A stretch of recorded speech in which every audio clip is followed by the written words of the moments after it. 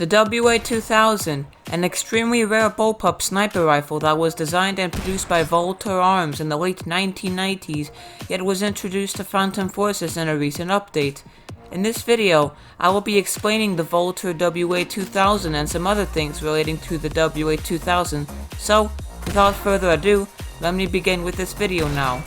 The Karl Walther GmbH Sportswaffen WA-2000 is a German semi-automatic sniper rifle that was added into Phantom Forces on November 29, 2019, as part of the German Space Guns update. This weapon can be unlocked at quite a high rank 200 to be exact, or this weapon can be purchased with credits. The WA-2000 is currently an unsuppressed sniper rifle that is chambered in 300 Winchester Magnum ammunition. The WA-2000 can fire at a fire rate of 90 rounds per minute, and that has a penetration depth of 2.8 studs, without unavailable armor-piercing or hollow-point rounds equipped. A single WA-2000 magazine can contain up to 6 rounds in itself, and an extra round can easily be in the WA-2000's chamber.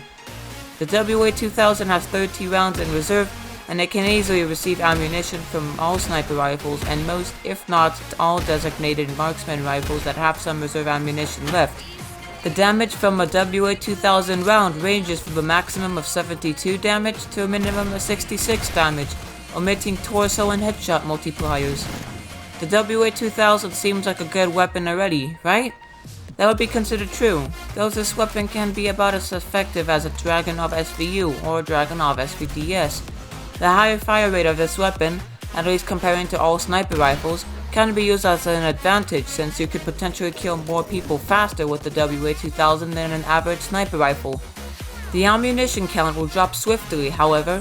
Those sniper rifles are usually quite abundant on the battlefields, which could act as a counterbalance to the limited amount of ammunition with the WA-2000 equipped. Now, onto the disadvantages and advantages of the WA-2000. According to the Phantom Forces wiki, some of the advantages of the WA-2000 include a high fire rate for its class, above average muzzle velocity, the fact that unscoping is not required to fire another shot after you fire one shot, a clean and unobstructive vertical, and a decently swift reload time. Disadvantages for this weapon include harsh recoil while scoped into the default optic, lower than average inflicted damage, very short maximum range, a relatively long empty reload time, the inability to kill with one shot to the torso, and a low magazine size for its class. If you are planning to use the WA-2000, then I recommend switching the default scope with either a TA-01 ACOG scope or an OPK-7 optic.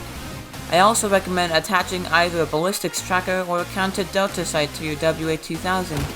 For an underbarrel attachment, I recommend attaching either a stubby grip or folding grip. Lastly, for a barrel attachment, I recommend attaching a PBS-1 suppressor or a muzzle brake to your WA-2000, since the PBS-1 suppressor can provide a softer and suppressed sound to your WA-2000, and the muzzle brake can reduce the amount of horizontal recoil for your WA-2000. Overall, the Walther WA-2000 is an easy-to-use firearm, but there can be some problems if you really decide to exploit it.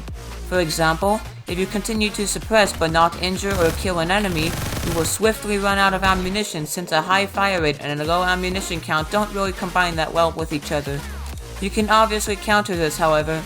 Alright, that's all I really have to say about this weapon. Thank you for supporting the channel by being here, and as always, farewell!